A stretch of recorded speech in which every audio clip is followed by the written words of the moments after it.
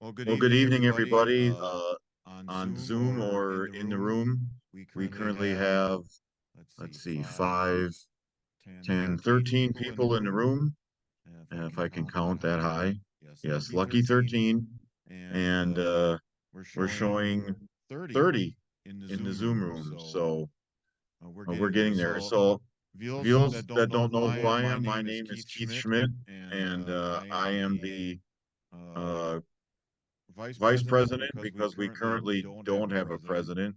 And And unfortunately, unfortunately, so we so do we need do need one. So one. if you So if want to you want to run, run, please please consider it. consider it. There's some There's some stuff stuff coming up coming up that that you might you want to might get want to get involved with. involved with. So So please think please think about it. We'll about it. have We'll have elections in elections in February. February. Our Our annual annual meeting meeting will will be be in in February when February we'll when have we'll have elections. elections. So if you So want if to you want to if if you you wish wish to to run run for for a a board position, position, or or you want to you want to run run for one of for the one of other the other offices offices or or president, president, which is currently vacant, vacant, please please consider it. consider it. So So we would we like would to like to have have that that position position filled. filled. In 2025, the chapter will celebrate its 75th anniversary, and we want to figure out how to celebrate the anniversary. I know it's only 2023, but we're probably already behind in planning for 2025. So I really like to have some kind of a brainstorming meeting and talk about some ideas. I'd really like to do that before the end of 2023. And so I'd like to get together and talk about just some ideas. Do we want to try a big event? Do we want to sponsor something? I don't know. So that's why I want to get some people together. Uh, I'd like to do that before the end of the year, like I said. Get together maybe at a local restaurant and talk about it. Maybe have some food. So if you are interested, there's my email address, and it's kschmidt626 at gmail. Please let me know, because like I said, we're already probably behind, depending on what we want to do for that event. So it's just something to think about. So please consider it, and I think we can have a good time. When they celebrated the 50th, they did a few things. There was a 26-page Sparks and Cinders, and I have a tough enough time doing an 8-page Sparks and Cinders. So I may need some help there. If people have stories or pictures from the past, that would be great too. So start looking through those. I do have some archives on Sparks and Cinders that go back quite a few years, but so it's just something to please consider and consider helping out. So please let me know, or even talk to me if you're in the room tonight or whatever. Send me a message so that we can get it going. So other than that, that was the only thing that I really had to talk about, other than welcoming everybody here. For those of you that aren't in the area, Tuesday we had a pretty substantial snowstorm here with thunder snow. That was fun driving through on the way home Tuesday night. But if you're somewhere warmer, enjoy it. So, but again, welcome. We're going to have a great program clinic tonight with Bob Joyce, who used to do my job as Sparks and Cinders editor for a lot of years, and Mike Yuhas. So, but it's going to be a great night, and I did actually get some dues collected here, and so just a reminder to pay your dues to the chapter. We have switched from PayPal to Square, and it's much easier now to go to the website www.nrhswis.org and click on renew, and you can renew your dues. And or we do have the PO box. The address is on Sparks and Cinders. Dan and Tara check it quite frequently now, and we have had some dues coming in. So keep that coming in, and we will we'll keep the chapter going. So again, welcome, and I'm going to turn it over to Mike, who's going to talk about his presentation. And Bob, oh, now we have 15 in the room. So I'm going to turn it over to Mike, and he can introduce Bob and the presentation tonight. Thank you, Keith. Good evening, everybody. And just further to echo what Keith said, it's important that our members renew, but it's also important that our people who are not members join. become a member of Wisconsin chapter NRHS. You can pay Keith if you're in the room, or if you're online, just go to, as Keith mentioned, www.nrhswis.org, and it's $21 online, $20 in person. So, and would like to acknowledge a couple of new members. First of all, Chris Berger is now a member of the Wisconsin chapter NRHS. He became a member by virtue of being our speaker at our banquet last month. And Terry Brown is also now a member of the Wisconsin chapter. Terry, I believe, is in the room with us today. So thank you, Terry, and welcome to all for becoming members of the Wisconsin chapter of the NRHS. And again, if you're not one yet, please do so ASAP. We work on your support, and it's important to us. So thank you. So, and speaking of which, we do have one other presentation to give to a long-term NRHS member. Unfortunately, he's not in the room with us tonight. Larry Groff now has 25 years worth of membership with the NRHS. We have his certificate and his pin on the stage. Were he here, we would have made that presentation. And if I'm not mistaken, earlier I saw Doug Scott in the room. Doug Scott is a member of the National, and he's the gentleman who coordinates all of our membership awards. And so I'm going to tip my hat to Doug. We do have some of my friends from the NRHS National with us here tonight. Doug is here. And Doug, if you just want to, can you unmute and just tell us a little bit about what you do in terms of service membership awards? Sure. It's pretty simple. As long as I get help from our membership committee, I go through at by the 31st of March every year, when hopefully the majority of dues are paid. Then I go through and with, as I said, with help from the membership committee, those people who are 25, 50, 60, 70, and 75-year members get recognized with a certificate and a lapel pin from, courtesy of NRHS. And I send those out depending on where the different chapters want them to be sent, either directly to the recipient, or which we like to see sent to the chapters so they can recognize the longevity. And it's a really good thing that the NRHS National does. And then, of course, the members who are not belonging to chapters, but are just at-large members, of course, they get theirs with very little fanfare and recognition, but they do get them. Thank you, Doug. And I do have to thank Mike and Patty, who is not on tonight, Patty Webb, who have been instrumental in helping me figure out who gets what, when, where, and why. Thanks, Doug. Thank you for being here tonight. Yeah, and Ellen, my wife Ellen, who is, her more from the being the national secretary and also the secretary of the board of directors, yelling at me from the other room.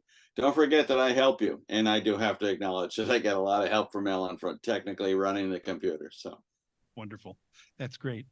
Also, would like to recognize a couple other NRHS national people in the room with us. Valley Hosky, if you want to unmute and just a 10-second hello from the editor of the NRHS News. 10 seconds is too short for Valley. We'll try. Val? Hello. I need your articles for the November issue, and please, for December. I need photos and articles for the December issue about holiday trains in your area. Okay. Thank you, Val. Thank you for being here tonight, Val. And I see Walter Zulig is here as well. Walter is a member of the convention committee. He's one of the people that helps plan our conventions, which is great that you're with us here today, Walter, because this is your work that Bob and I are going to be showcasing. Walter, you want to say hello? Hello, everybody. Well, yeah, I did a lot of work on the convention. I'm on that committee. Also on the Heritage Grants Committee, chairman of the Historic Plaque Committee, and Inspector General for NRHS. So I wear a number of different hats. But it's always a pleasure working with people who have common interest in the railroad field, and I look forward to seeing tonight's program. Thank you, Walter. All right, with that, I think we're going to get our program started, and then this first part is we're going to hear from Bob Joyce, who is coming to you direct from his home. So, Bob, why don't you go ahead and share your screen and take it away with the first part of the program, and it's all yours. Okay, we'll give it a try here. Let's see. Okay. Here we go. We're going to be looking at a bunch of conventions here, just a few slides from each one. There's a lot of other things that go on at conventions than I was able to cover. So we'll start with that. The first one we have is a convention in 2004. I went to that one because that was the first one that was really close to where I lived. So I thought, well, I'll try it out. So I did. That started in Minneapolis. And the first thing we did when we were in Minneapolis was got on a bus and went to Duluth. So at the Lake Superior Railroad Museum, they have a lot of good stuff in the old Duluth depot there, just packed in there. I'm not really going to comment much. I'm just going to let the pictures speak for themselves here. And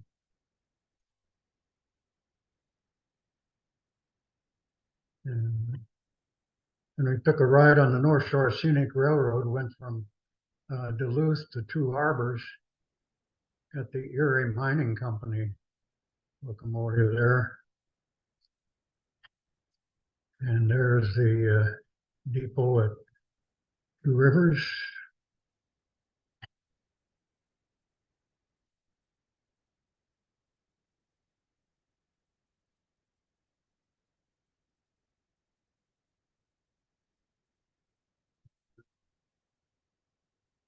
Big one I looked at that time in 2004, it looked just a little dingy, but still in pretty good shape. Now back in Minneapolis, we went to the streetcar folks that have the Como Lake Harriet streetcar, PCCs and everything.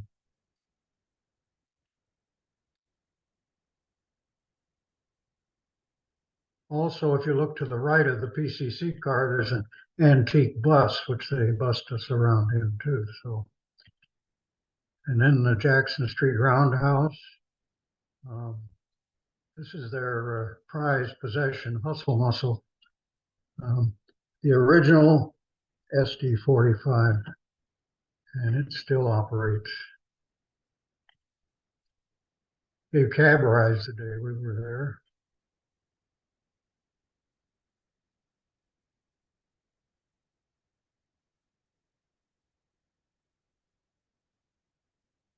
And the roundhouse itself, they somehow constructed a lot of concrete flooring there. You can see it raised above the level of the tracks.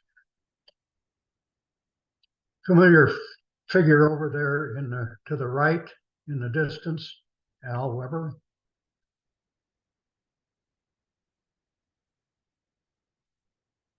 Why this is there, I don't know. This should be it's from the Northwestern Depot in Chicago. But Then the Hiawatha Light Rail was just brand new when we were there in 2004.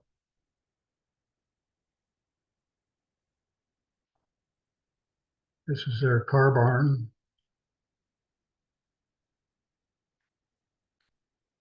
Here's a new car. You can see it's still on the shop trucks, still getting ready for service.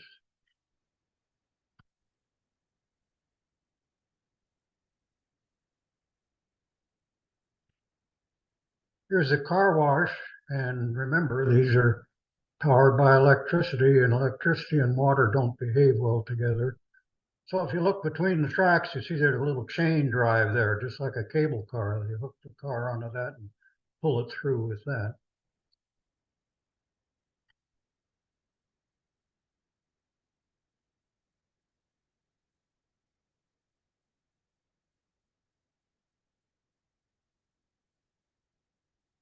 Here's some shots downtown. You wonder where's all the traffic. This was the 4th of July.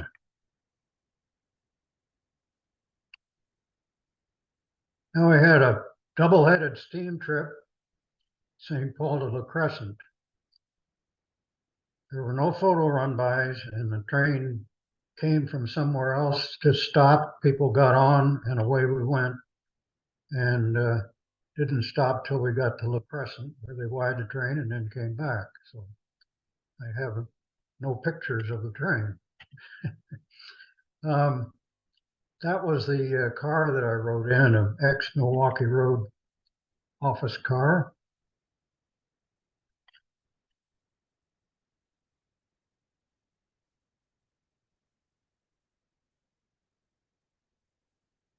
It moved right along, running around 60 miles an hour. Next that I went on was a trip on the Osceola and St. Croix up north of Minneapolis. They met the buses on a rural road crossing where we got on the train.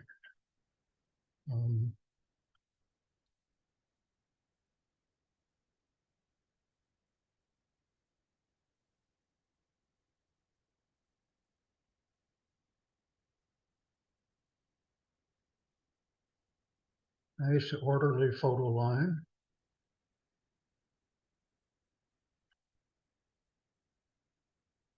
This is at Dresser. It's up in the sand country.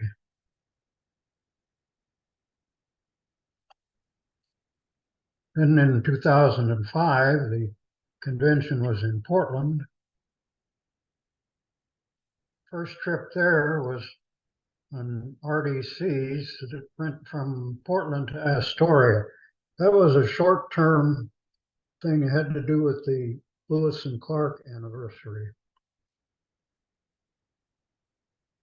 There they are in Astoria. There we did have a photo run.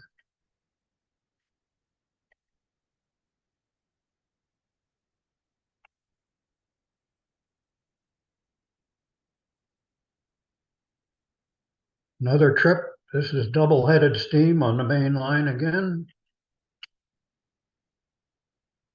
Familiar car, a little out of place, but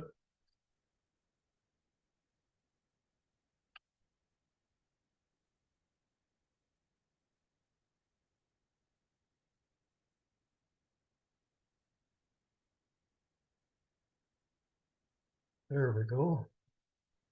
The Columbia River in the foreground. This is back when Amtrak was still letting us do stuff.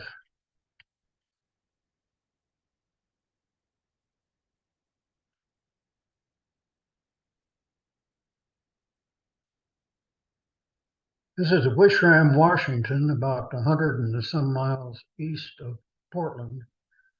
This was a crew change point, and this is one end of the trip. There we had a outdoor picnic, and then got on the train and came back.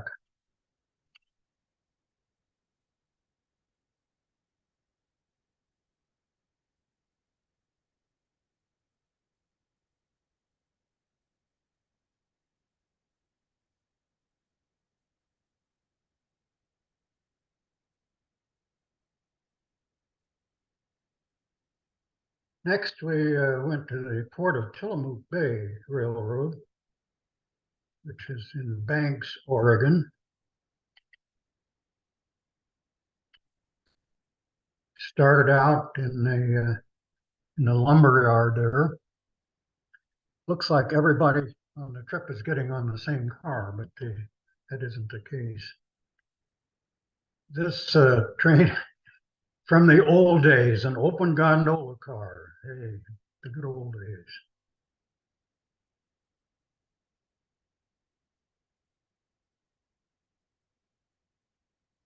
And then the Brooklyn Roundhouse, which the 4449 and other stuff was stored there. It isn't anymore.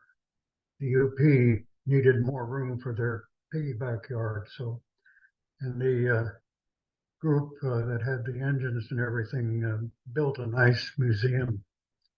But this is back when it was right in the yard there.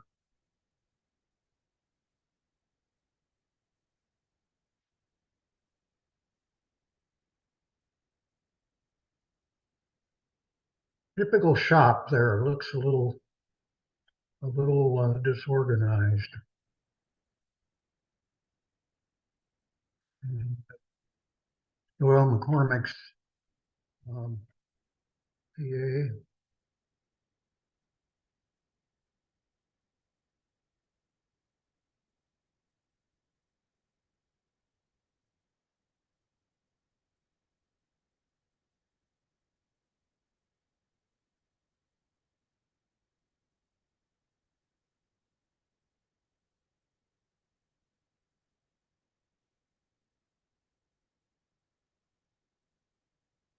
Then we went up to Mount Rainier, Scenic Railroad, Logging Railroad.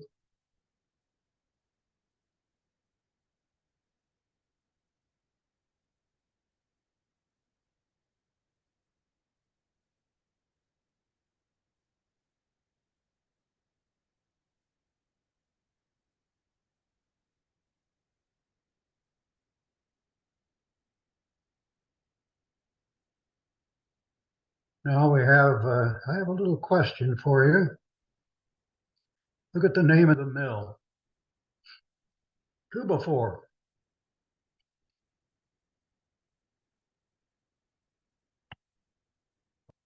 Okay, now we move on to 2006. We're in New Philadelphia, Ohio, Eastern Ohio.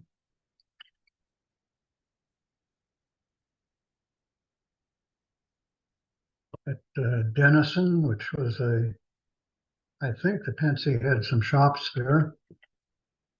This was on the Pensy's Pittsburgh-St. Louis line.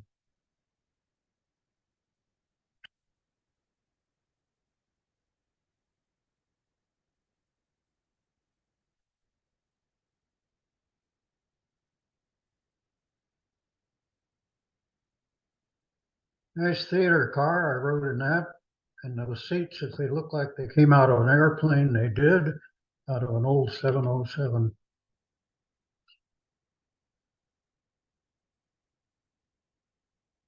Here we did some shuffling to get the engine on the other end of the train to go up to Gould Tunnel.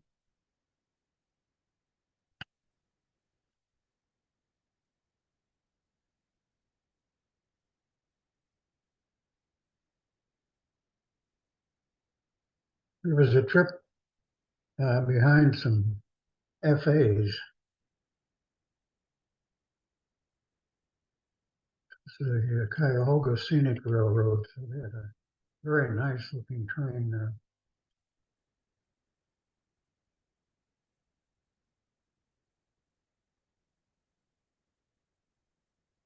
Just threw this in as we got near Akron. This is the Goodyear blimp hangar. And that thing is humongous. Just look at the lower left of the hangar, those two semi-trailers. They look pretty tiny. Here's a run by.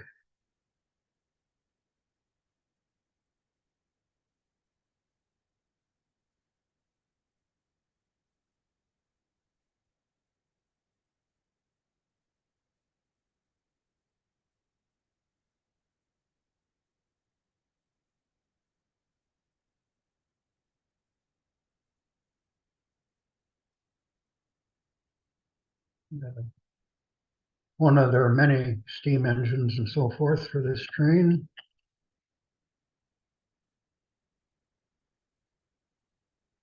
The fellow there in the maroon shirt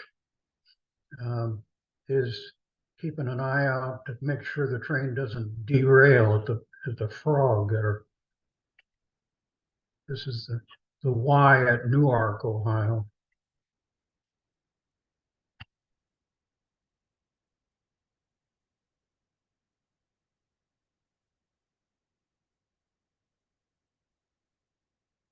The theater car.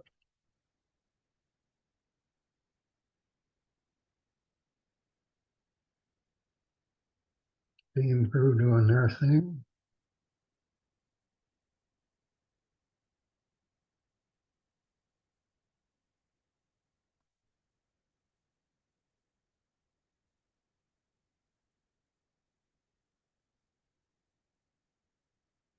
Here is a circle run. We started at Denison, went down past Morgan Run, Brewster, which would be north of there, to Bowerston, east of there, and into Denison again in a circle. It was not a nice day.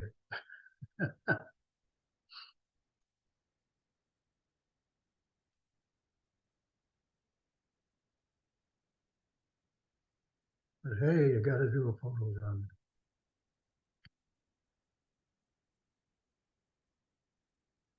We had stopped at a cheese factory for get some snacks, I guess. We dropped off the steam engine there at Morgan Run. And we had an engine on each end of the train, so we could have a photo run going both ways.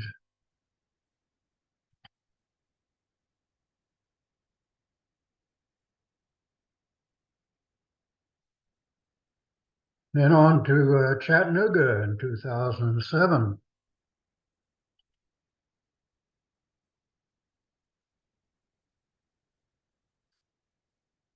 Nice old depot. It's now a hotel. All cars there on the tracks, it would have been in the loading platforms. The cars have been completely stripped out on the inside, and like bedrooms were built in there. It wasn't like it was riding on a train, but people were in a railroad car anyway.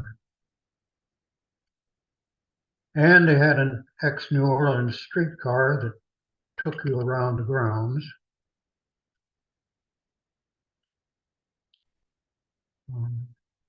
Here's the Hiwassee Loop in Tennessee. This is a railroad of curves. This is the same track crossing over itself going up the mountain.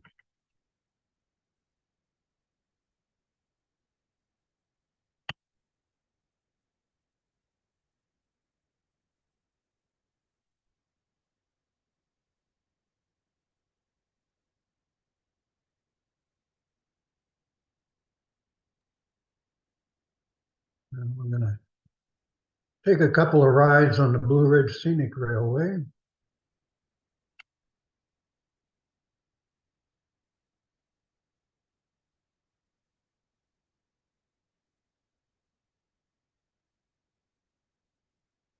This would be LJ, Georgia, I think.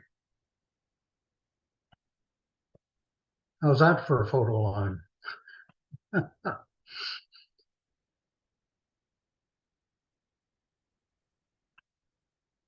And these two teenagers here over at the left are wondering just what is actually going on here.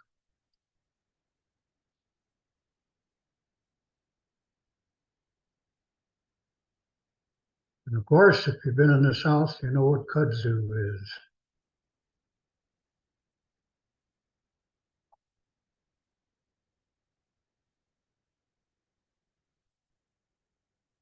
And here we are at the end of the line. got off, got on buses and rode back to Chattanooga.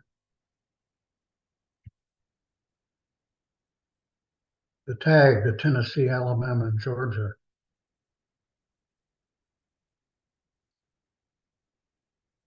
Now, this was very handy at Chattanooga because, as I said, the old depot is now a hotel,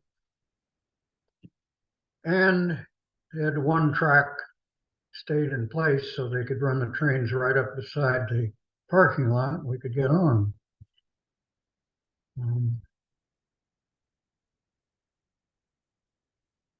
We are really in the jungle here. And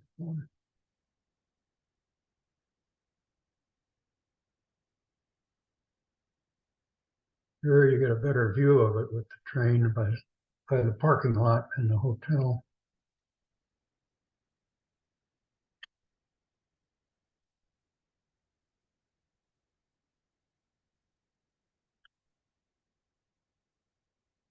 And out to the Tennessee Valley Railroad Museum.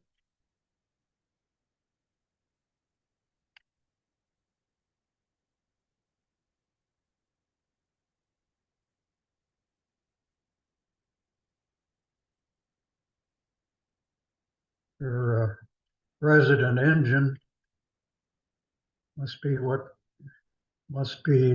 newest steam locomotive around.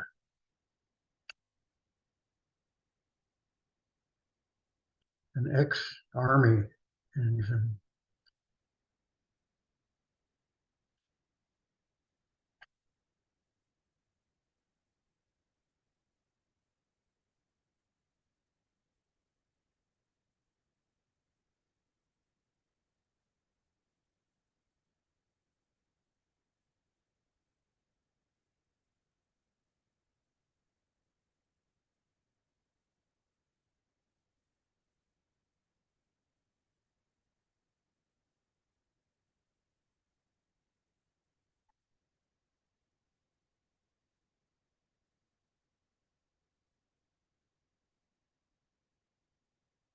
The venerable 4501.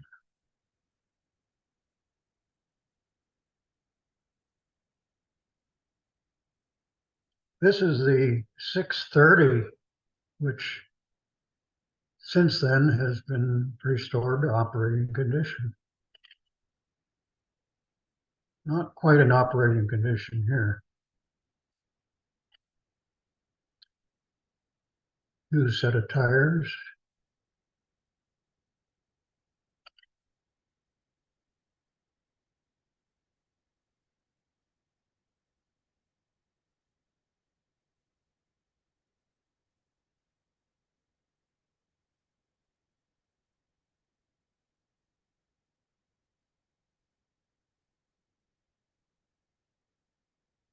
In the observation car, taken to the luxury trip. It was an extremely hot day. 109 degrees.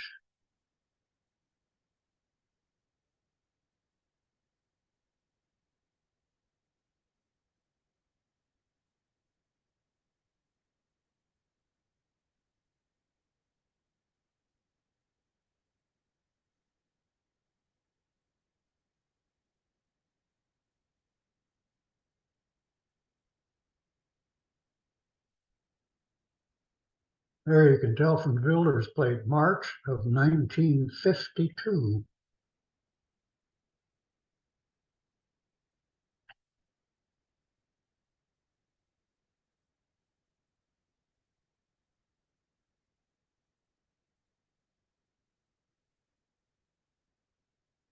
Next on to Texas, 2008. First trip on that was on the Grapevine Vintage Railroad in Grapevine, Texas.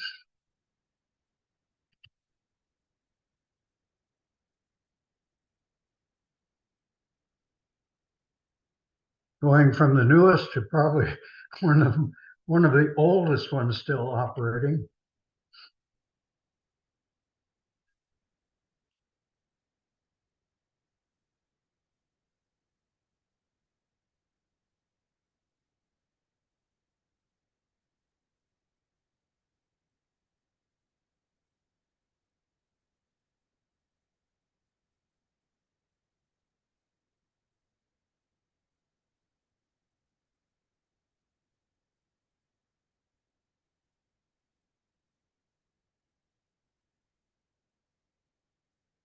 We went over to the stockyards.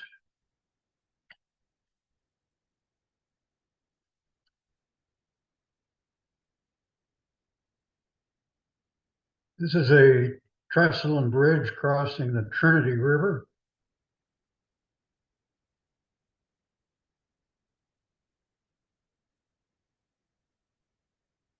And then down to Rusk, Texas for the Texas State Railroad.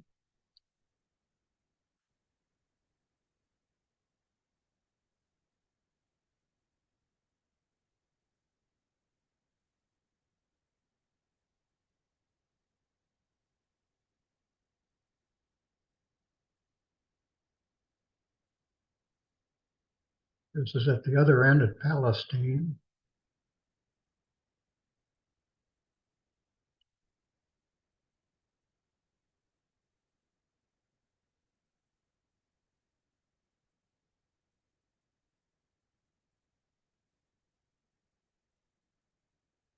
And a little more modern stuff.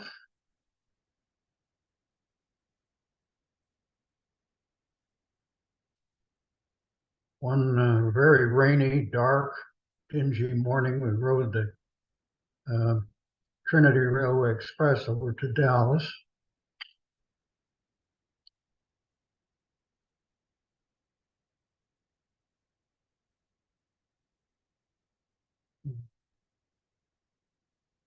Rode the light rail.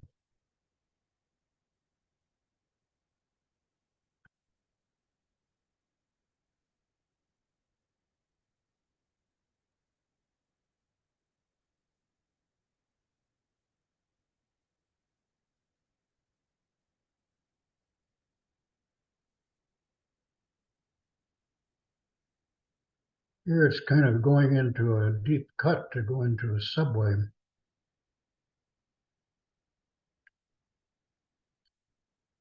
This is out at the end of the line in Plano on one of the routes.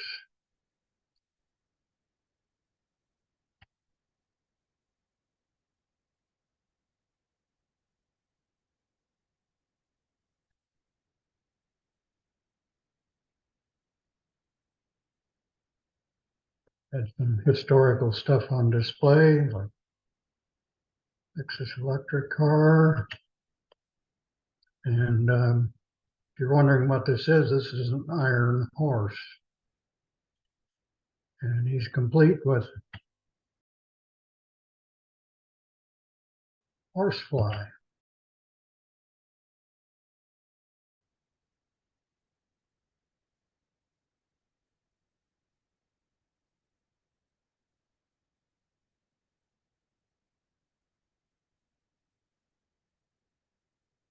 And the McKinney Avenue trolley, it's a short little line of burning cars.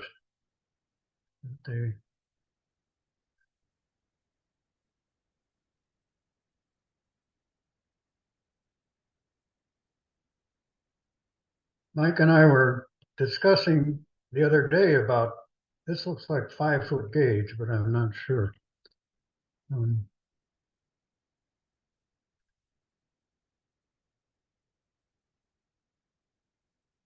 But there's no charge, just ride for free.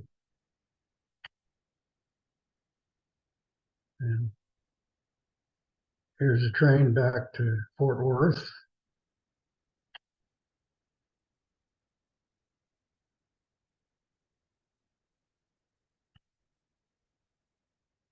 The Heartland Flyer parked at Fort Worth.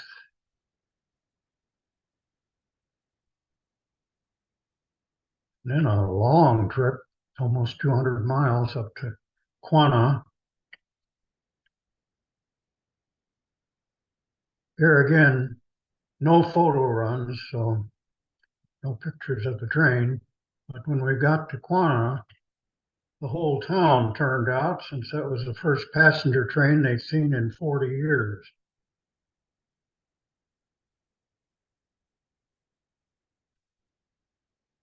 Everybody was there.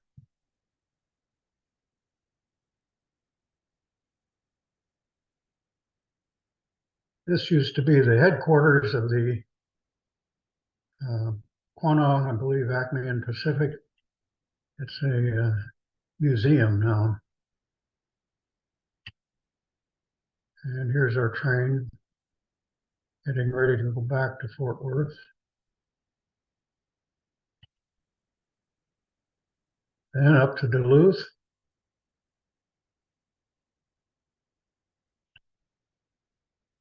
Here again, just like in Minneapolis, this convention started in Minneapolis. But we had a train this time to ride to Duluth.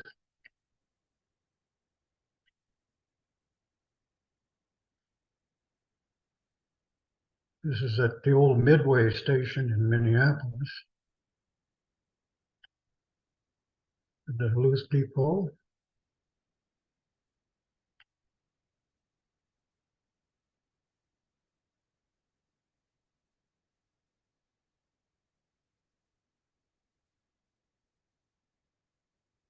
Young man at the lower left on this thought the engine was too loud. Look, he got his fingers in his ears.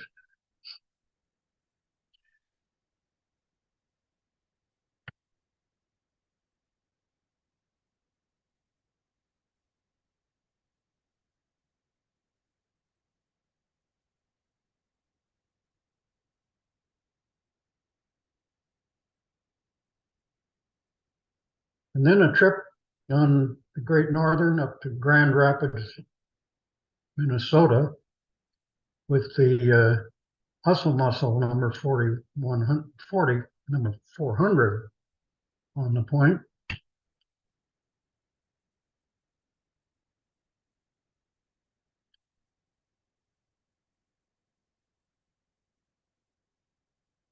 Then on to Scranton in 2010.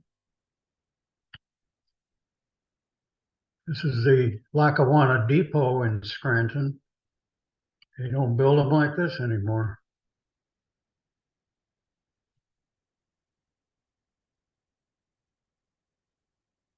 It's now a hotel.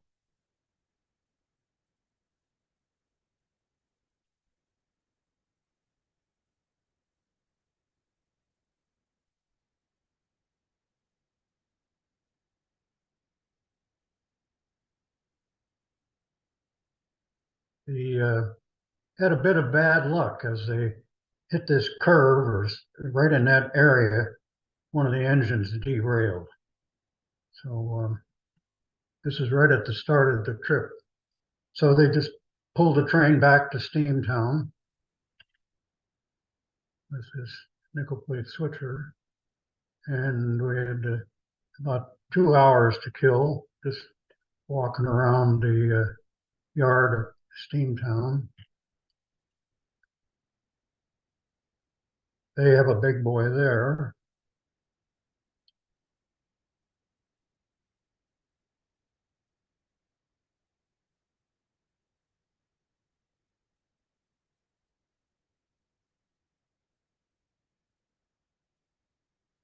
The old 2100 series Reading.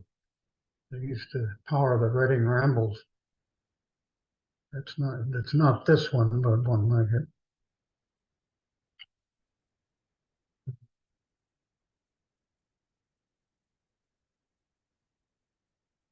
So we got the engines re-railed and away we go.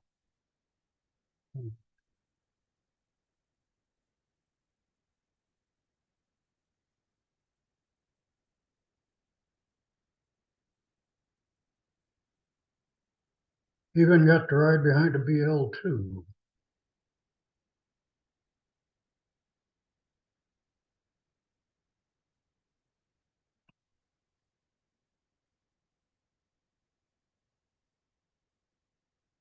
Now there is an old engine.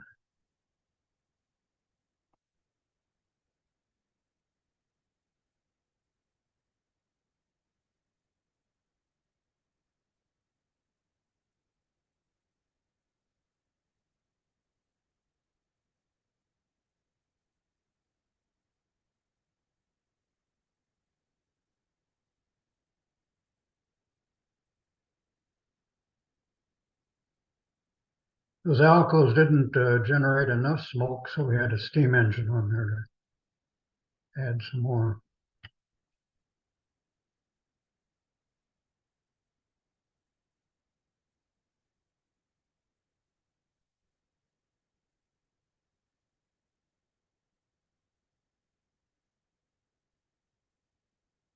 Whoa, he says. I think it is just about been topped off here. Here again, steam engine providing all the smoke.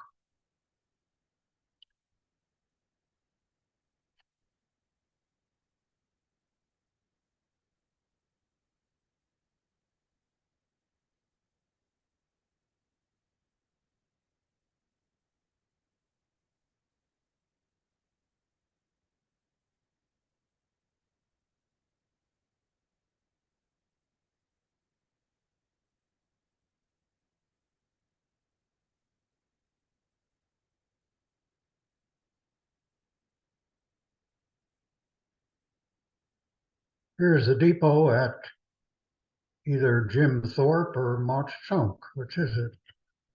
One side says Jim Thorpe, the other side Mott Chunk. Sure, most of you know the story there.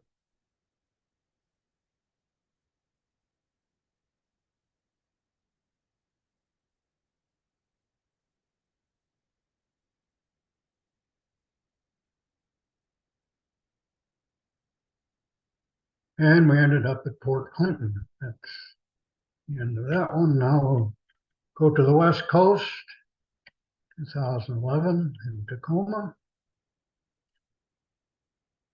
Streetcar.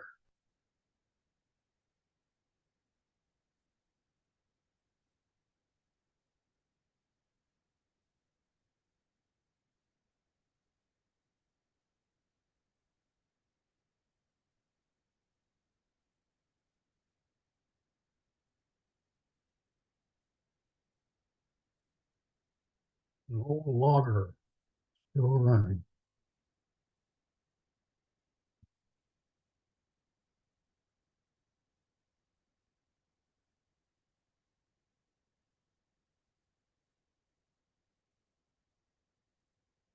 The telephoto lens kind of exaggerates it, but that passing track doesn't look too level to me.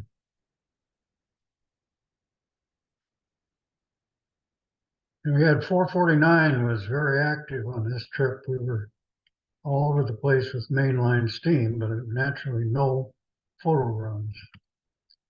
Rode the Talgo. So I actually got to ride on a Talgo down to Vancouver.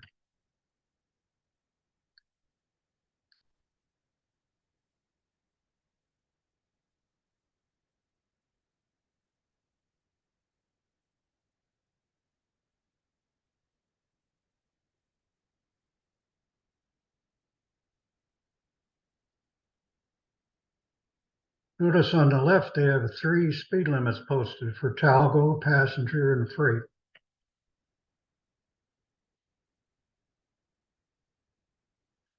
This is a bridge over the Columbia River.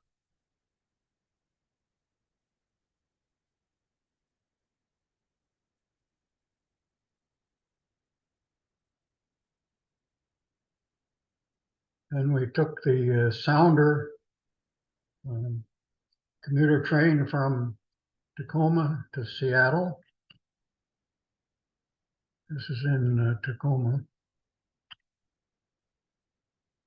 This is in Seattle near the King Street Station. You go into a tunnel there. This is at SeaTac Airport.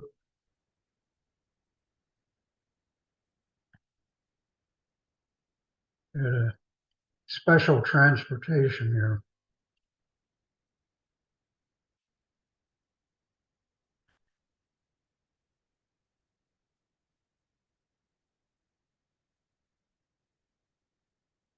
This is the South Lake Union trolley.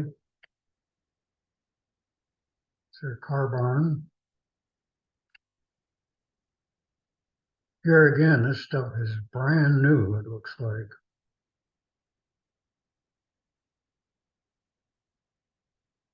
We also had a cruise, a dinner cruise, and ended up at the monorail, still there, and we got to go down in the pits in the inspection area. And see how it's powered.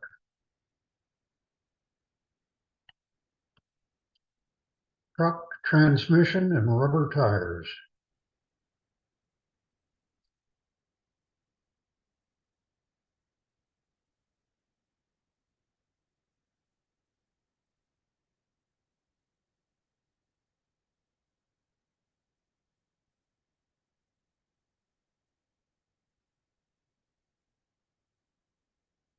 One of the cleanest shops I've ever seen.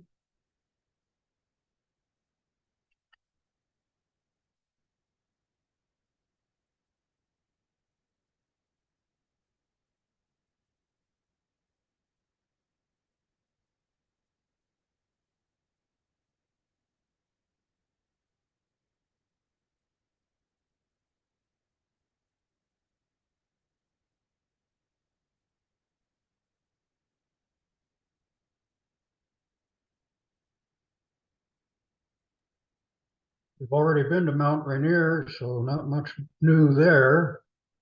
They did have their Willamette in operation.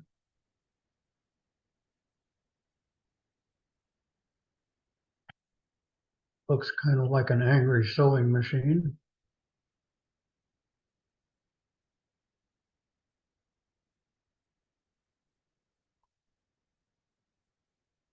Rode back to Tacoma on the City of Tacoma Railway.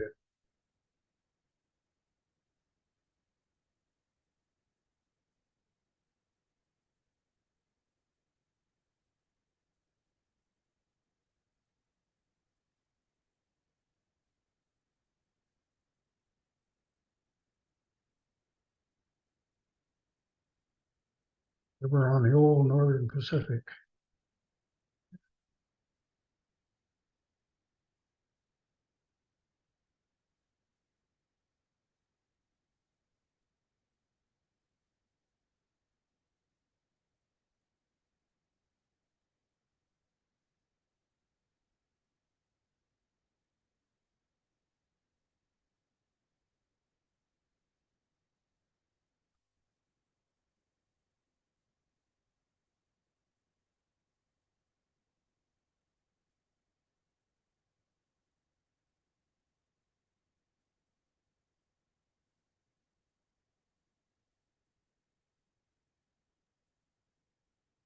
Is Centralia, Washington.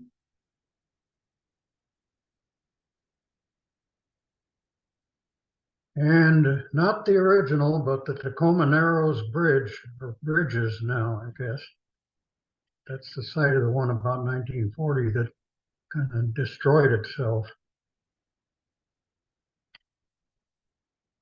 Portland Union Station.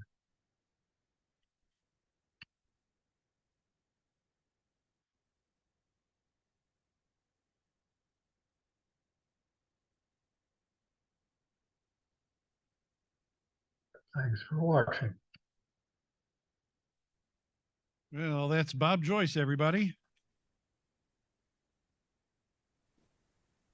Bob, you're getting a big round of applause right here in the room.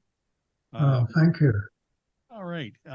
So does anybody in the Zoom area have any questions for Bob? Anybody? Any hand? Anybody in the room here? If you do, come on up and use the microphone. I guess we have lots of well, I saw a lot of thumbs up and a lot of clapping and stuff. Good. So hey, a round of applause again for Bob Joyce. Yes. Excellent. And I must mention, for the idea for this is thanks to Dave Nelson and thanks to Mike Yuhas for putting in a lot of time to clean up this program, because originally had all these separate programs plus a lot of transitions that had to be taken out. So Mike did a lot of work on this program for me too. It was So certainly. thanks to him. Thank you, Bob. Thank you for letting me. Ed Kohler, do you have a question or something? Just one quick comment. The the Scranton Hotel with the Scranton Railroad Station, Lackawanna Railroad Station, which is now a hotel. Yeah. It'll be the site of the Lackawanna and Wyoming Valley chapters 50th anniversary dinner on the evening of November 11th. Wow, good. All right. Well, let's all drop everything and go to the Lackawanna. Yeah. That the waiting room makes a nice banquet room. I think we had our banquet there too. Yes, it makes a wonderful banquet room, but it's only limited to 100 people. Yeah. Well, then. But they already had a chapter meeting there in 2018, so they can't double dip. Oh, we were there we were there for the 40th anniversary also. Very good. Food's mediocre, but the venue is a beautiful sight. Yes. Oh, yes. And the Office TV program has a special artifact across the street at a restaurant and bar. Not to All right. Well, thank you, Ed. Thank you, Victor. And we're going to continue on now with the second part of our presentation, which actually is me. We're going to look at a couple of more recent NRHS conventions, a couple of post-COVID conventions, 2021 here in Milwaukee and 2023 this year in Deerfield Beach, Florida. So Milwaukee Rails was the first post-COVID NRHS convention, took place right here in downtown Milwaukee. And just a couple of pictures on some of the trips that we made. We went to the National Railroad Museum. Just a couple of pictures from there. Off in the background here in this picture, you see Lambeau Field. You probably heard of that, right? Yeah. And then it's funny, you see there's 3 tour buses there, and the museum has absorbed all of the tourists, all of the convention participants. And so you don't see anybody outside. They're all inside enjoying the museum.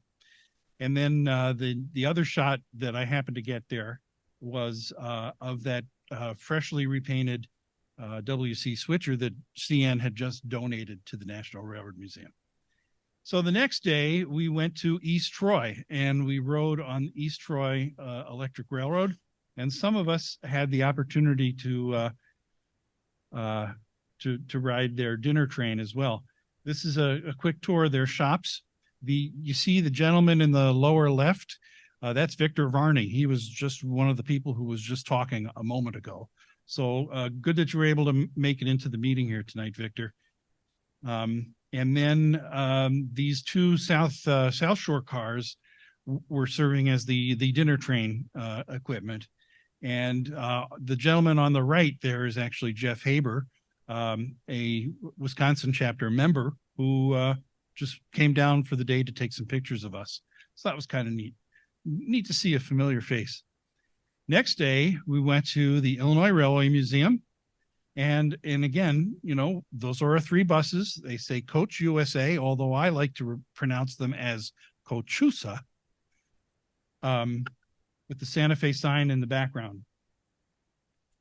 And again, we absorbed all of the 3 busloads of delegates.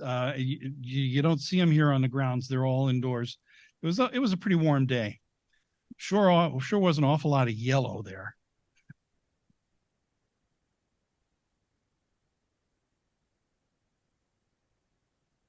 And they were running this Chicago Aurora and Elgin train set for us. Rode that a couple times, there and back. And now the next day, there was a board meeting going on. So this next tour didn't have as much participation, but it was a great tour up to Sheboygan, town of Mosul, with the Christopher Transportation Museum, which is on the grounds of the Christopher Farm and Gardens. Now, our chapter went on a trip up there. Some of you were there. But this was the national had gone there in August. You see, it was, you know, still people were kind of concerned about COVID, so there was still a lot of masking going on. There were a lot of mosquitoes this day, but it was kind of fun. We had a chance to walk around the gardens before the actual tour of the museum, including J. Rassick Park. This is named after their owner, J. Christopher. I guess he's a fan. And so he has a whole mess of dinosaurs, some of which are in flight, and a whole mess of hostas in this part of the property, and a dinosaur there with some hatchlings. Oh, and he has a little amusement park railroad. And if you look at the two people in the front of the second car, it's our own Neil and Kathy Wagner. Hey, yeah.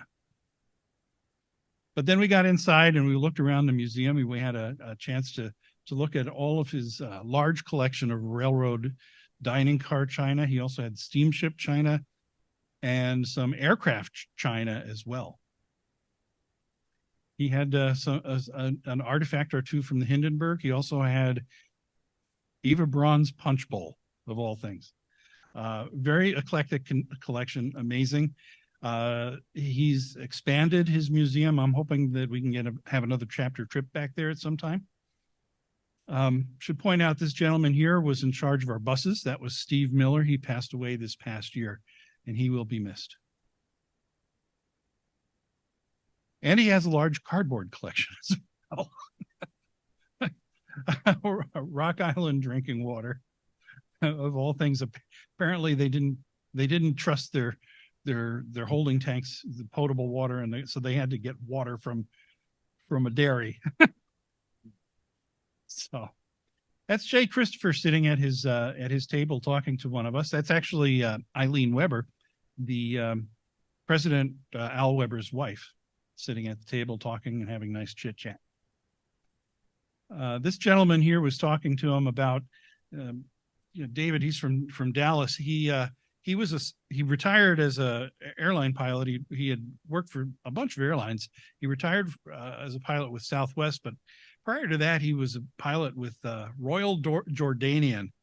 And he just said, "Hey, you wouldn't happen to have any Royal Jordanian china, would you?" And he says, "Well, as a matter of fact, I think I do." And then sure enough, Ann Lipinski, who is the curator there, pulled out the box of Royal Jordanian china, and David was very impressed with that. And we all had a chance to sit down and kind of be addressed by Mr. Christopher after our lunch.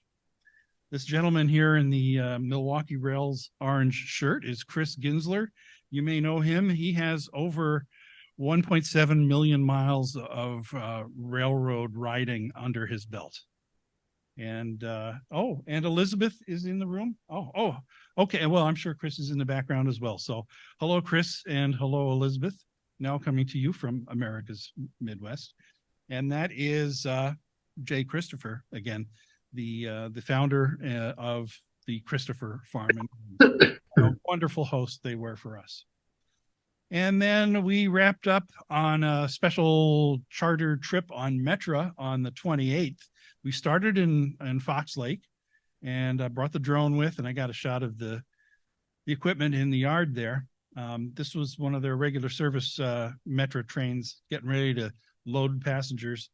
And there it is at the depot. Wonder where we're at there. Yeah. Oh, Fox Lake, it says right there. And then you see one of our Cochusa buses down below as well. And then here comes our train. It was a double header, a couple of heritage units, the Milwaukee Road Heritage Metro unit and a State of Illinois commemorative unit. We had a run by at Deerfield. And there were some people on the other side of the tracks taking a picture of the train coming toward them. You see the train is at the left there. And there goes the train. Now, I was on the right side of the tracks. I don't know why everybody wanted to be on the wrong side, but yeah, well, we did. And while we were there, we met Rich Oppenheim, who was the superintendent of transportation with Metra. Oh, there's Neil and Kathy again. Go figure. And there's me. Kathy took this picture.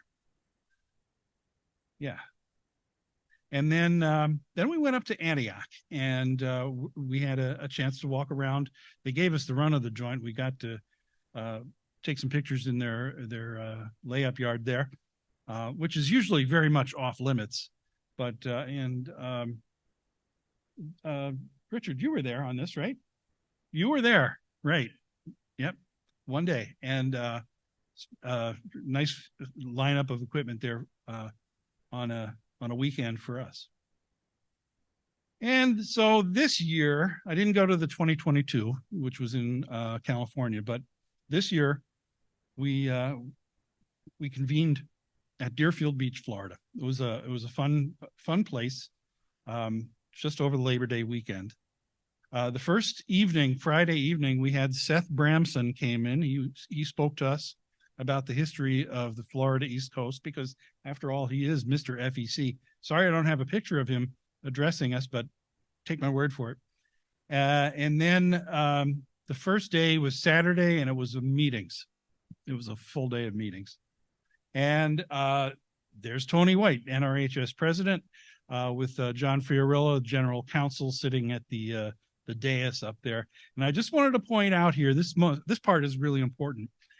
Tuning in remotely to the Zoom meeting there is our own Ward Wells. Now, if you picture the Hollywood Squares board, right where you see where Paul Lind would be, right to his left is Ward Wells. So there you go, Ward. Good job. That night we had 3 presentations in the presentation room. One of them was a presentation by me. And then we also had Doug Scott gave us a presentation, and so did Walter Zullig. And they were both, all 3 of them were well received. So on Sunday, we wanted, originally the plan was to go from Miami to Orlando on Brightline, but a couple weeks before the convention, Brightline said, no, we're not running to Orlando yet. So we'll try to do something else for you. So they did. Actually, they did a pretty nice thing. They gave us a tour, a self-guided tour of Brightline's Workshop B in West Palm Beach. It's their running repair facility. And so you see some of our delegates here wandering around the tracks and getting pictures of the Brightline train sets outside in beautiful sunlight. And then inside as well. And the people walking towards us are Elizabeth and Chris Ginsler. They had snuck down there to get some pictures already. Early bird gets the worm, I guess. But here's one of their train sets inside the facility. Kind of neat that we had a chance to walk around. Siemens does all the work there. Siemens built the train sets. They built the locomotives and the cars. And so I guess they have a contract to do all the work. So you see Siemens stickers on everything that could walk away, I guess. So, and this is Kevin Feeney. He's on the NRHS board. He's kind of amazed. He's also a big aviation fan, and just seeing these spare nose cones just really tickled him. He just thought this was the greatest thing, because apparently they're a wear item on Brightline. Apparently, things get in the way, cars and whatnot, and so they have to have a supply of nose cones on hand, and they constantly refurbish them. If they're only mildly cracked, they refurbish them. As you see, they're built in halves, and here are a couple in the state of repair. They use an awful lot of Bondo apparently as well. So, but that's them in their rough shape. But they seem to do pretty well there. This just a picture of the crowd here. The gentleman in the hat that says Rail Pace, that's Tom Nemeth, the editor of Rail Pace News Magazine, and behind him in the straw hat, that's the former President Al Weber. The 2 gentlemen on the left wearing the vests, not the one in the front here, but the 2 on the left, they were the people that gave us the tour. Well, they didn't really give us a tour. They just let us be. But but I think they were surprised when we showed up, honestly. But this is the one guy here, Mo. He's one of the two people that was on duty there, and he smiled and he talked to me and stuff, and it was a nice, pleasant experience. Some of our delegates taking pictures. So apparently they do turn wheels there. So they must have a lathe in there somewhere, and so there's some shavings. Al Weber, again, in his characteristic straw hat at the very far left of your screen. Now they have some other interesting vehicles there, including one called Luigi, which is their poop pumping vehicle. So think of that next time you go to a place called Luigi's for something to eat. Oh, yeah, that just ruined that. Yeah. And then they had Little Sandy, which is their locomotive sanding vehicle. And that was kind of an interesting little thing. And this thing, I don't know if he had a name, but this is the little doodad that would, spin around and spray soapy water and clean the train set every night. So that was interesting to kind of see that. Another shot of another train set or rear end of a train set there at West Palm Beach. Here we are all getting on our buses to get out of there.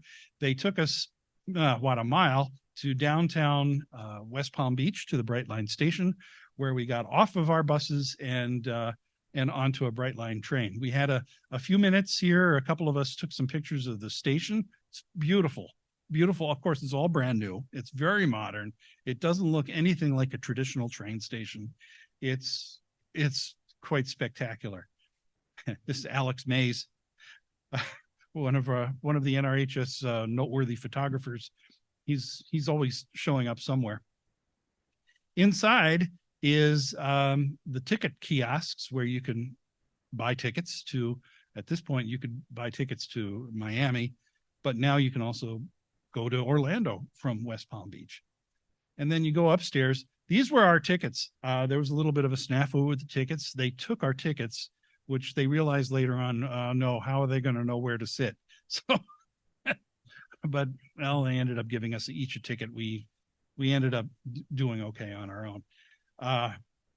Alex Mays took this picture.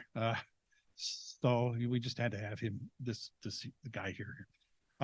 So this is our train. This is where we're going to take this to Miami. This is before the engineer lifted up his window shade before we were getting underway. And this is on the train. The gentleman in the foreground there, that's Skip Waters, he's also on the board of NRHS. And the other gentleman in the red right behind him is Walter Zulik, who's on the call with us tonight, and his wife, Suzanne. Wonderful ride in brand new equipment. Doug Scott and Ellen Scott, secretary of the NRHS. We heard from Doug earlier today. Good to see you guys on the train near you guys. Gordon Baczynski's taking our picture. Gordon, may know is a member of the NRHS. He's the one who sponsored our banquet last month. A round of applause for Gordon for that. But as you see, a brand new modern train. There's Elizabeth Ginsler. She's sitting with Preston Hamilton, the guy that was always smiling. He just seemed to be in his element there. And President Tony White and Kurosawa from New York City. Tony's smiling and seems like he's having a good time. And a gentleman taking a picture, and there's that guy Preston again smiling. I think he just wanted to photobomb me. That's all he's doing. But we managed to go fairly fast on this train, and there was a beverage and food service. You see, they had some sandwiches that you could buy, reasonably priced. I opted for just a small can of ginger ale, which was just what I needed. And as you see, we're going 78 miles an hour in this section of track, based on the GPS in my phone that I got another gentleman to hold on to for me. And then this is upon arrival at Miami. This was the rear end of our train. And then while we were there, we had we had lunch, and several of us went in and we had a tour of the operations center for Brightline. And this is one of the station managers telling us all about Brightline before they brought us into the operations center. And that's inside the operations center, which is a really kind of a neat place. Now, they don't do dispatching from here because that's all done by Florida Dispatch Co., which is in Jacksonville, which is a joint venture of Brightline and Florida East Coast. But they have access to all the dispatcher screens so they can see where all the trains are lined up to. And a couple of other interesting screens here. The second one from the left on the top where it says 68.1, they keep track of customer satisfaction in real time. So if there are like train delays, that number is going to go down a little bit while people start complaining. And, they want to be up in the 90s. And, there must have had an incident that day to get us down to 68.1. But they really do seem to care. And and you'll see a picture of him later. Patrick Goddard, the president of Brightline, has a hospitality background. So he's from a hotel background. He has that same mindset with Brightline. It's just that he's taking you someplace, but he wants to treat you really super well, and he wants you to come back. And so just a question. Tour here on the right side, in the top right, is a bridge over one of the channels in, I believe it was Fort Lauderdale. As you can see, it's open for boat traffic there. So we had a tour here. Esther is the lady here in the front who led the tour. She has been with Brightline and predecessors for 10 years, which means that she's like one of the oldest seniority employees there. And with that, they have given her the kind of unofficial title of Brightline historian. So it was kind of neat to get her perspective on what they do there and so forth. And the other two people are station managers that came in and talked a little bit as well. But it was a fun little thing. So, but we weren't in there for very long. Here we are with the bridge up, and there it is with it down. And of course, naturally, since it's down, that means there's a train coming, but they shushed us out of there because the other group was waiting to me. So I wanted to get a picture of a video of a train crossing that bridge, and it just didn't happen that time. I'm sorry. But this is the station. This is the inside of Miami. I think it's Miami Central Station, I think is what they call, or something like that. Just a beautiful place. This is where we had our box lunch, and we got to mingle and stuff and talk and go to the bathroom. Now, normally I don't take pictures in the men's room, but this wash your hands business, to me, is it overkill? I don't know. When you turn around and you see it on the back wall, also reading the right way, I think they want you to wash your hands. So we're looking through the mirror here right now, and that's on the back wall. But nobody under the stall. Oh, and they use these Dyson Airblade dryers, and talks about how many paper towels you can save, but we all use the paper towels anyway, because you just do, right?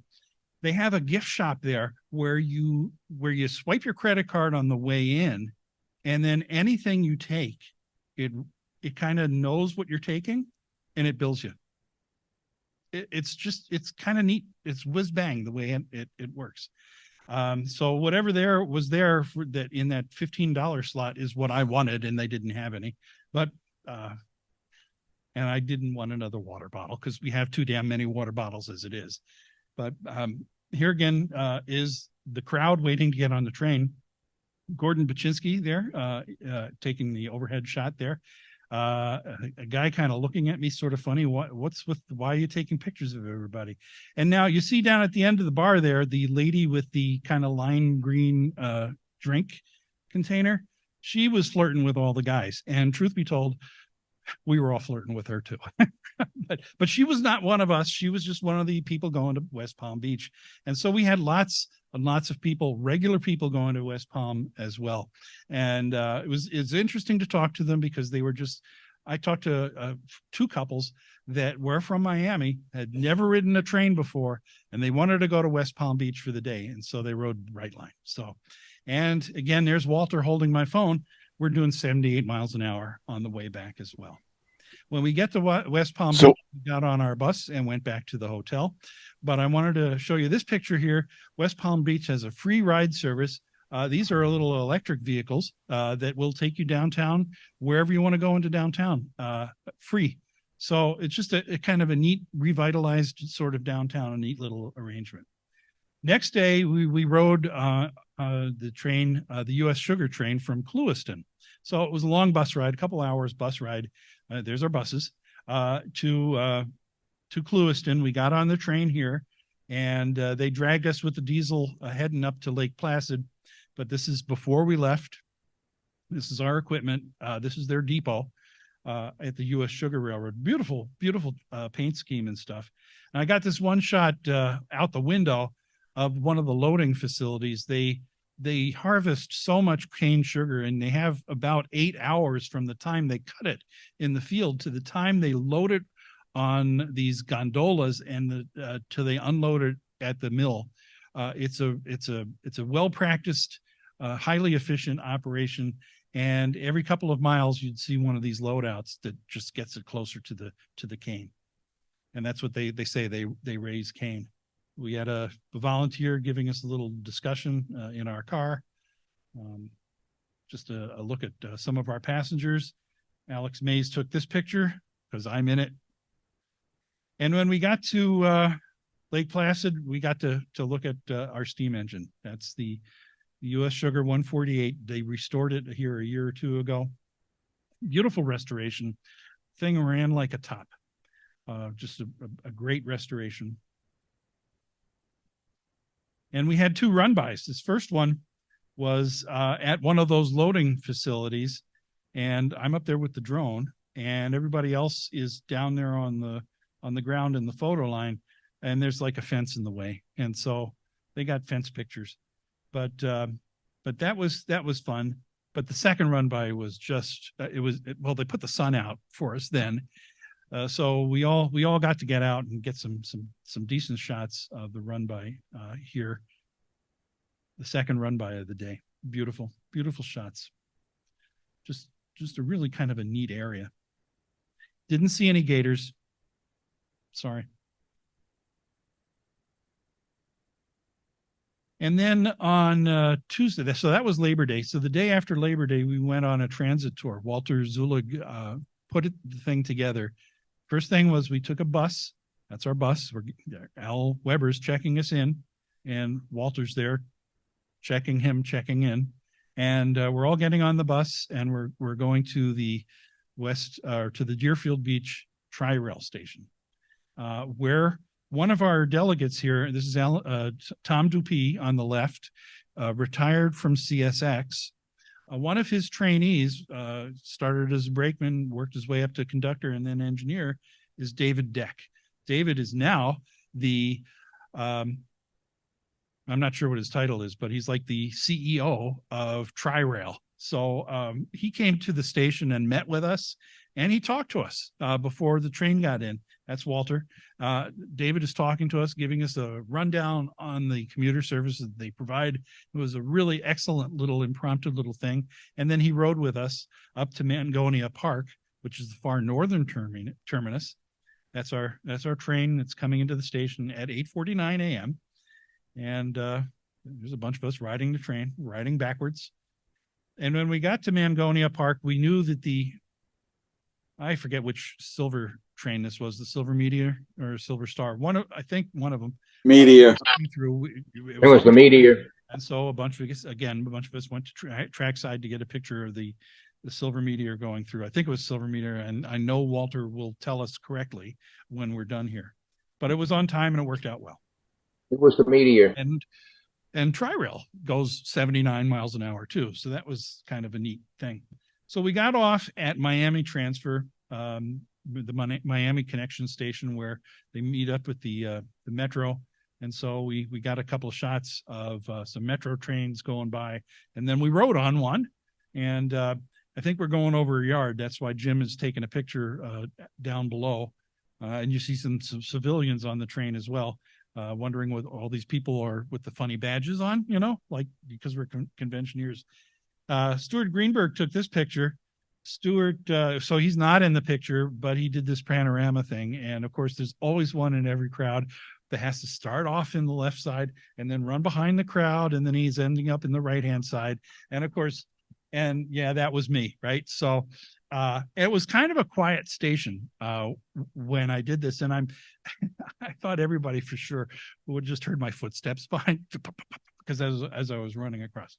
So that was a fun highlight. This is one of the trains we rode back. I think we rode down to the far southern end, and there was a sign there on the platform where they have like a kiss and ride parking lot where you could drop off your spouse before they get on the train. And so Tony and I are kissing and riding. So, yeah, no.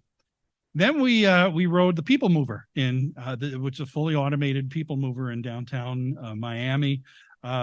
There's a gal standing behind Jim, kind of like photobombing us with her fingers, with her fingers. And Eileen Weber's in this picture again. There's Doug Scott in the front as well. So that was kind of a fun thing. That really is the gradient that these things run on, and managed to get some shots of them. That's Doug Scott taking the same picture I am, but I have a better picture because he's in it. So, and then we ended up down at the airport tri-rail station to get our train back to Deerfield Beach. And so this is the train, southbound train, just coming into the station and getting ready to tie up. And while it was there, while we were waiting, maybe this is the train we took, the one with the 516. This is a cab car. And then you see the metro above, and of course buses down below with the big billboard for accidents. Amanda Demanda. Must be a thing.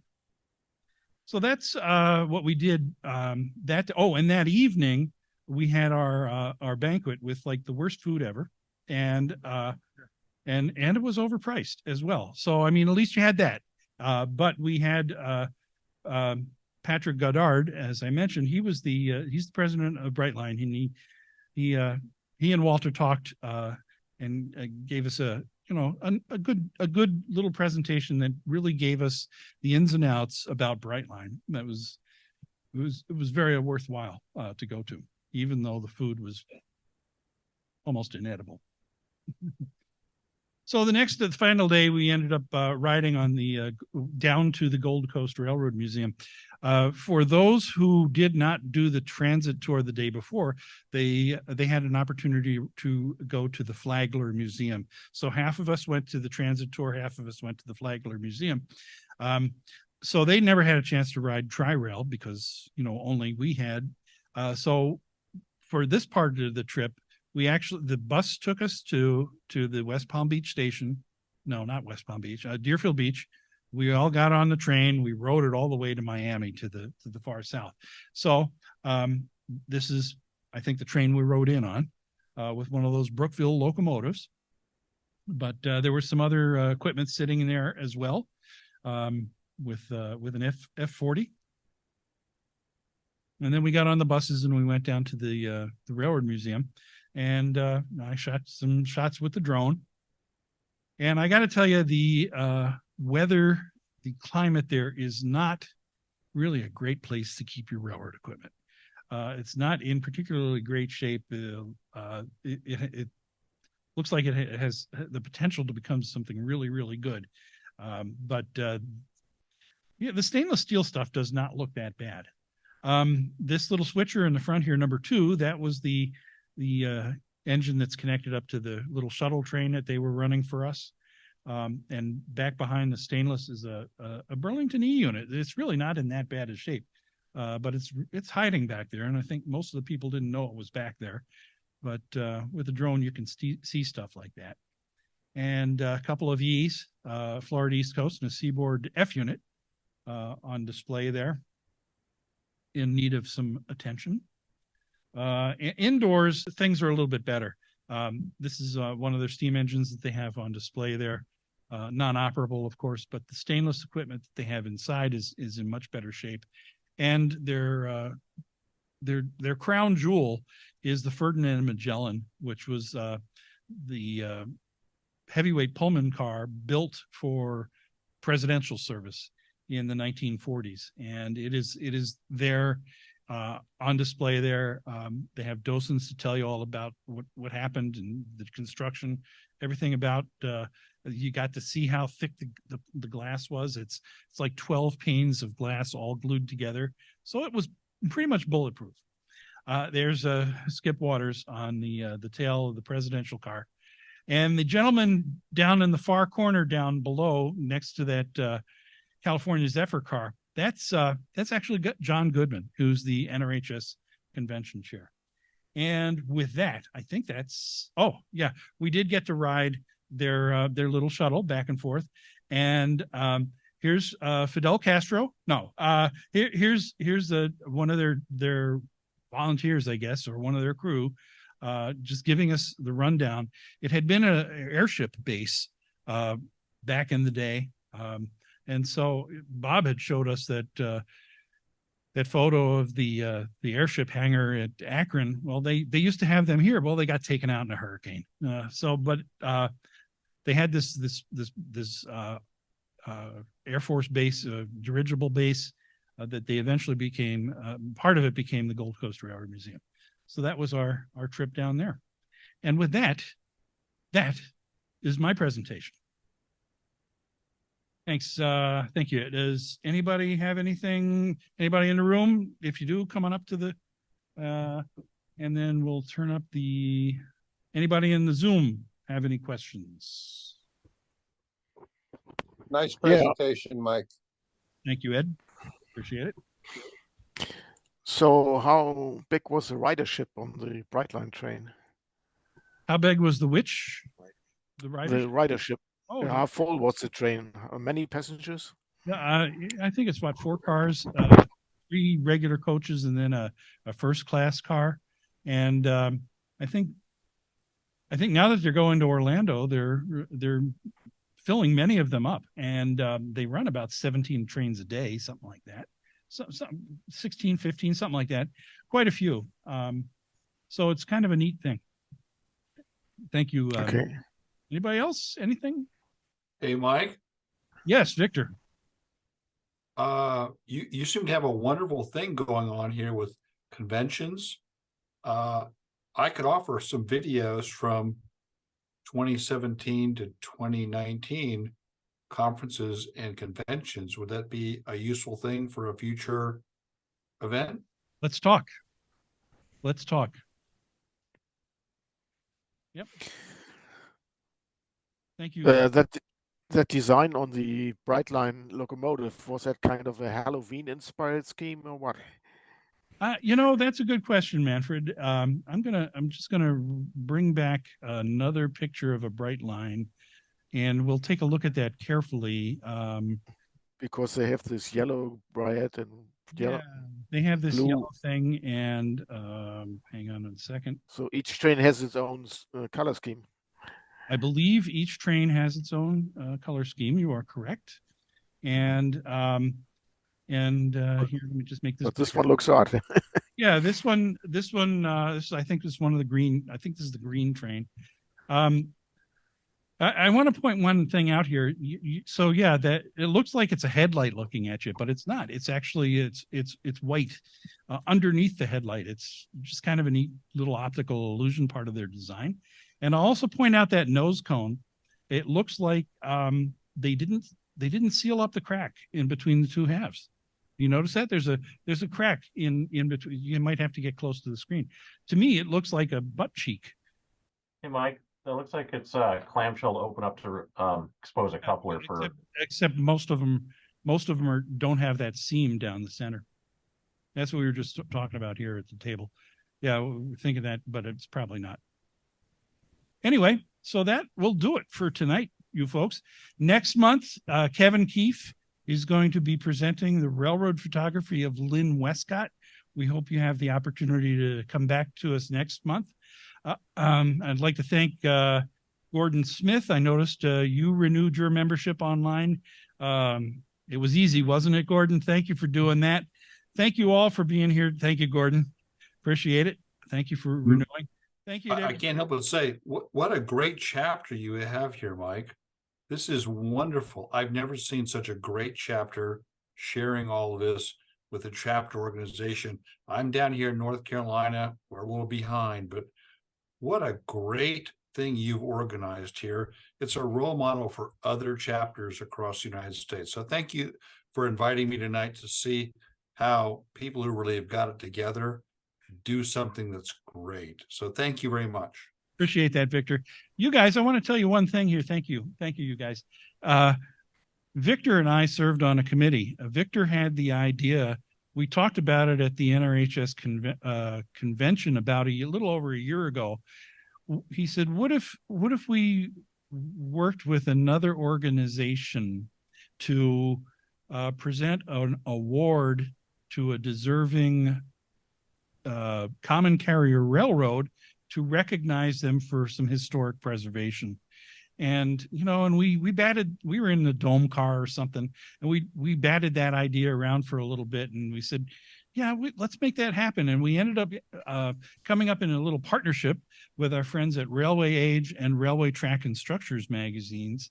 And we sponsored the Outstanding Railroad Heritage Preservation Award. Or I'm probably saying that wrong, Victor. Is that outstanding what? Railroad Historic Preservation. Yes, thank you. And you're close. You're close. Yep. And Victor is the motivator behind that. And this year we presented the first award to the Iowa Traction Railway. Not that they did any preservation, but they kept their electric locomotives that are over 100 years old. They kept them running in the service that they were designed to do, hauling freight. And they're owned now by Progressive Rail, which is a short line holding company out of Minnesota. And they're going gangbusters. And Dave Fellon, who is the head poobah at Progressive Rail, when I called him up to tell him that we had decided on them as the honoree of this first award, Dave said, well, you know, those little engines, they're working harder now than they ever had in their entire career because they have more business. They keep attracting business as a success story. We didn't know that going into it, but they had three units running for the longest time. Number 60 was just re-released out of the shop. So now they have 4 units running. Bob Gallegos, you probably need to get down there and get number 60 in action as well. So thank you again for Victor. I just wanted to give a shout out to that another NRHS initiative that we're involved in. So next year's award is going to be even a tougher challenge. Hope all of you will contribute with nominations when the details come out in spring of 2024, because at the Iowa Traction Railroad, it's going to be a tough step for somebody else to get that award from the NRHS, Railway Age, and Railway Track and Service Structures as well for next year. It's going to be a tough thing to do, but it's a great award, and it's a good thing for the NRHS as well for obvious reasons. Thank you, Victor. Anything else for the good of other order before we close?